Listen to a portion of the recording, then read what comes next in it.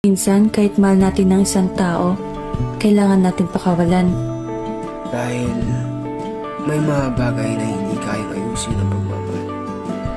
Lalo na kung mismong tadhana na kalaban.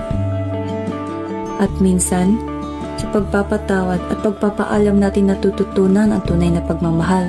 Nakatulong ba?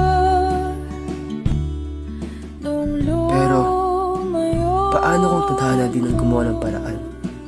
May pag-asa bang matuloy ang pagmamahalan? May mga taong pangmatagalan, may mga taong panandalian lang. Kaya bawat oras dapat sulitin. Kasi walang bagay na permanente. Simula pa noon, kahit hanggang ngayon.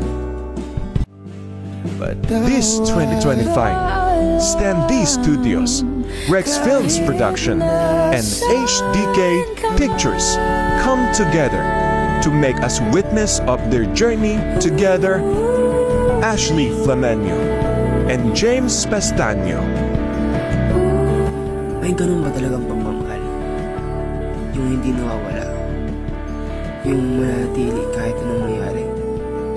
Meron ba? Bakit parang wala? Nahanap ang sarili mo, nawala naman ako.